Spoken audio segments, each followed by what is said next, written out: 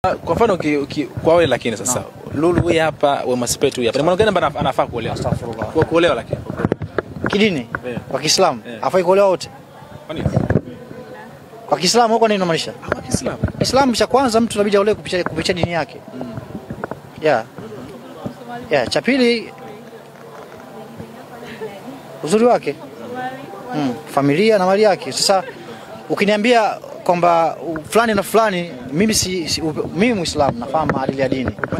Kwa upande wa kidini mimi naona mwanamke mwenye maadili ya kidini anafaa kuolewa, sio mwanamke ambaye anaweza kukaa kichwa wazi, anaweza kunini kichwa wazi. Sidhani sasa hivi mimi siwezi kuoa mwanamke ambaye yuko kichwa wazi, wala siwezi kuoa mwanamke ambaye anajionyesha Instagram kwa maana yoyote. Na sitakuja kuoa na mwanamke ambaye anajitangaza Instagram kwa maana sura nini, sitaki hao. Kwanza sifa yangu mbaya zajulikana sana, nishafanya hivyo vitu sana. Sasa hivi hao naona mangedele tu. Mimi mwanamke yote ambaye ajistiri siwezi kudate naye, wala siwezi kuwa naye karibu. Naona kama ni vitu ambavyo si katika dini. Kwa hiyo ukiniambia kati ya huyu na huyu anafaa kuolewa, tunarudi kwenye dini. Sasa kama unataka kuoa kupitia au tuende kwenye aya. Kuna aya pia zisomwe. Surati Nur aya 3.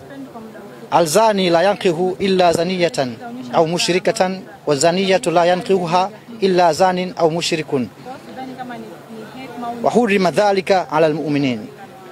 Maana yake mwanaume mzinifu hamuoi isipokuwa mwanamke mzinifu mwenzie au mshirikina.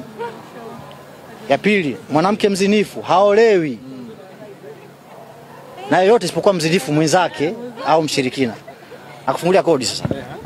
Ya mwisho naondoka hii. Ukiona mtu yote kwenye picha anaonekana ni shekhe. Kwenye mitandao ana preach shekhe ni afakawa mtu presenter. Bwana muziki huyo ni mshirikina. Dini Kiislamu imetangaza sifa za kuoa mwanaume, kuoa. Nimekusomea aya ya Qur'an hapa.